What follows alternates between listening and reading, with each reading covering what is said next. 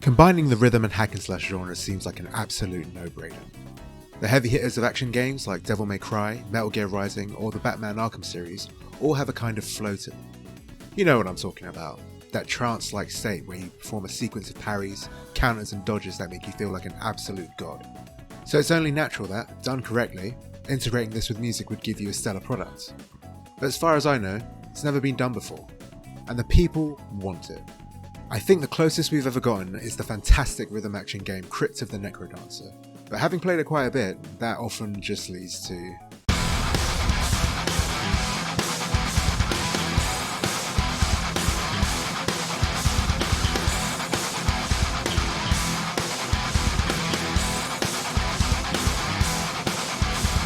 taking all of that goodness, making it a bit less punishing to play, pulling it into 3D, and injecting it with what might be a touch too much neon. No Straight Roads has everything to hook a player in from the start. In the first project from Malaysian independent studio Metronomic, you play as the charming and energetic guitarist Mayday, and the reserved and cool-headed drummer Zoot, who together make up the band Bunk Bed Junction. You do find out the reason they came up with that name, but that doesn't stop it from sounding like they're a couple of 8-year-olds preparing to disappoint their parents in a living room talent show. Anyway, together they go on the most important version of the X Factor I've ever seen to audition in front of the judges of NSR, an EDM conglomerate who power the city with sick electronic beats.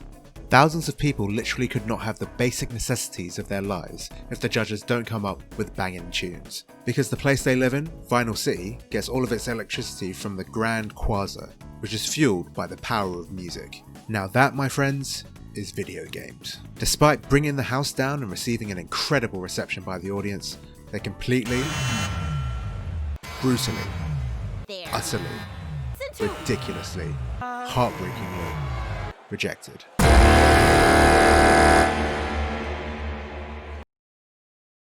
But, as we all know, an important part of life is failing and getting back up so you can try again another day. So, taking their rejection as a moment of self-reflection and learning, they calmly Well, how about you take all these X's and shove them up your... After leaving and realising that the panel was completely biased and rejected them essentially for no reason, and that they're not even doing their jobs well enough to power the city, with continuous rolling blackouts pretty much commonplace, they vow to take down NSR and restore Vinyl City with the power of rock.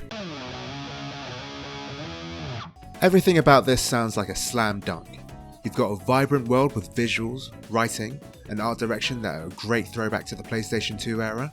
But saying all of that, it also has an incredible uniqueness to it that gives it its own distinct identity. Though it's briskly paced and only took a few hours to complete on my first playthrough, the colourful characters with their bombastic personalities, solid comedic writing, and a charming, if a little predictable story, keep your attention throughout its playtime. Mayday and Zook especially have good chemistry, showcasing their own opposing personalities and opinions often. There are some lovely touches throughout the game where you can see their different thoughts and approaches to life and their music. Okay, let's pause for a second here. From this point onwards, I get into spoiler territory, so if you're just looking for a recommendation, then I'll have to say it's a very tentative yes. If you enjoyed some of the games that I mentioned before, look for a time when No Straight Roads is on sale and give it a shot. But there's still something. One thing that really lets the game down, which we'll find out about later in the video. Okay, back to breaking this down.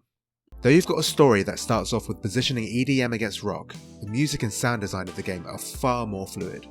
There's a large variety of styles and mixes to create a pulse-pounding, head-bopping soundtrack throughout. Over your time with the game, you'll hear house, dub, K-pop, trance, and even witch house. Okay, not witch house, but witch house is a thing, I know. It sounds insane, but look it up, it's real, and it's actually just as dark and satanic and really, really uncomfortable as you might expect. Anyway, all those genres and more are battling it out with rock, and there's even time for a rap battle or two along the way. And though I love the music overall, the rap battles can be a bit... You're lucky we're even related, cause you're my brother, if not never be bothered. And cause I'm the world's greatest, you can pause, go all in my shadows, bask in the awesomeness, the magnificence, the one and only DK West. Feel like these verses could have gone with a second go around, guys? No, okay, no, alright, it's cool, I'm not judging, it's cool, it's fine with me. You do you. Saying that though, they sure have their way with me. Because though they start off simple enough, this is easy. Why did they even include something so low effort in the game? They end up pretty intense. Oh my god, how the hell is anyone supposed to... It all ties in well with the world of Vinyl City. Combine this with meeting some of the everyday bystanders you encounter, you really do feel like this is a world where music is its lifeblood. Except for this guy who hates noise and moved here and hates his life now. I don't really understand why you did that, bro. I mean, you could have just gone somewhere else, but alright. And the bosses. Damn the bosses. Each boss represents an EDM theme for the game with their own regions to conquer, and they all stay pretty in line with the electronic inspirations of the world. Their styles are reflected in interesting multi-phase fights that explore different natures of those musical themes, with some crazy anime bullshit thrown in for good measure. When the fight starts in a warehouse rave from a spoilt DJ who loves ice pops, and the next thing you know he's 100 times bigger and you've got literal planets flying at you, oh my... Then you've either taken the special brownies your sister left out on the counter, or its boss design done right. You'll often want to keep playing just to see what craziness waits around the corner, and each fight ends with a showstopper that, I'll admit, got me pretty excited every time it showed up on screen. But unfortunately, the praise must come to an end, and we've now come to the part of the video where I have to say why No Straight Roads ended up letting me down, deep into the icy waters of disappointment. And that is its gameplay. The moment-to-moment gameplay blows a hole in everything I love about the game worse in the face of that kid who's in Preacher. A core flaw in the design of the combat system lies in the game's selling point of being a rhythm hack and slash, but at the same time, it doesn't really have the synergy of components it needs to make that idea work, which can be really frustrating. Where it should be a smooth and coordinated dance between the player and the game, it's more like a punishing mess that puts you over the edge every single time. For a game so focused on playing in time to the music, there's little to no syncing between the actions you as a player are performing and the tracks you hear during gameplay. Bosses occasionally, but not always, attack you in time to the music, but those moments are hard to understand and respond to amid all the chaos that's happening on screen. Despite having a relatively simple system of elements, they just don't stick together. The combo system feels incomplete with wonky hitboxes and a big lack of player feedback when hitting enemies. I mean, when I'm thinking rock and combos, I feel like I should be doing this.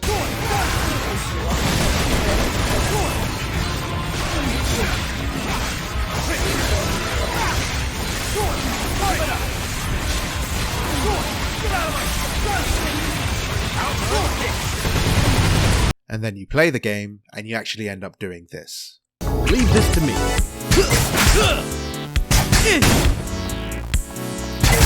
Yeah.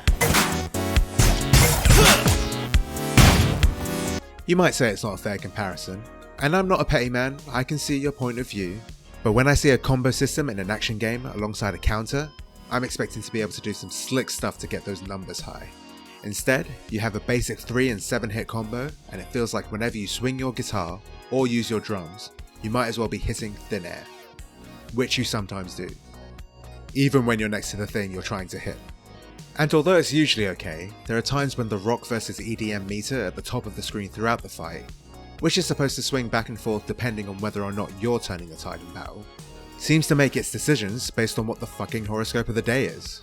Even the enemy variety outside of the bosses is woefully low. You basically have 3 types of design: your jumpy guy, your spinny guy, and your shooty guy. The only point in which you fight them are in long tedious corridors to get to the bosses that don't change the gameplay up nearly enough. All of these points combine to make actually playing the game as a whole quite annoying. Let me set the scene for you. I'd unlock a brand new area, walk into a beautiful new part of the city anticipating the battle that awaited me. Who waited around the corner? What titan of electronic music should I take down now? How would they possibly defend themselves against the mighty power of... Oh my god, stop hitting me with that bullshit, you stupid clock bitch. So, there's me mad that I wouldn't be able to get into the flow of the game, until I realised it often doesn't really have one. You also have your own home base in the sewers of the city that develops a bit over time, which ties in well to that idea you're starting an underground revolution. A real highlight is a radio talk show you unlock early in the game, where you can hear the surprisingly charming banter between your 2 mains and the members of Vinyl City.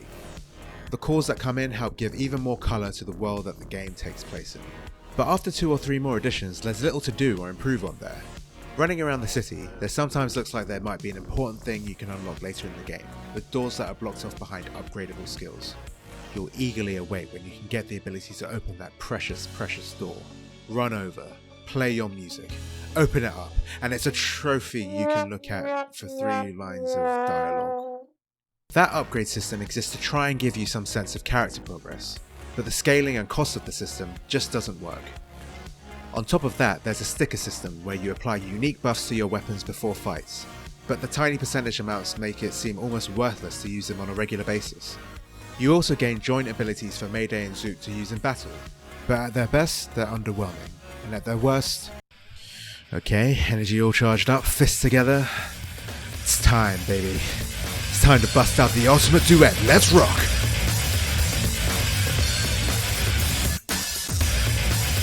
Oh. Cool, go, no doubt. The hubboard of Vinyl City is interesting to look at, but like the combat system, it's also kind of a shallow point in the game. Though it serves as a good showcase for the different areas and genres of music represented by the bosses, in terms of things to do and interact with, there's just not that much going on. You have to, often pointlessly, run through the same stretch of areas multiple times during a playthrough to progress the story. But aside from gaining more points to upgrade your skills, and open pointless fucking areas, it just seems like another way to pad out the gameplay loop.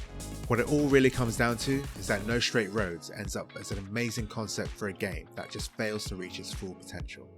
The vibrant popping visuals, solid writing, and excellent music can't make up for the problems with the core gameplay elements.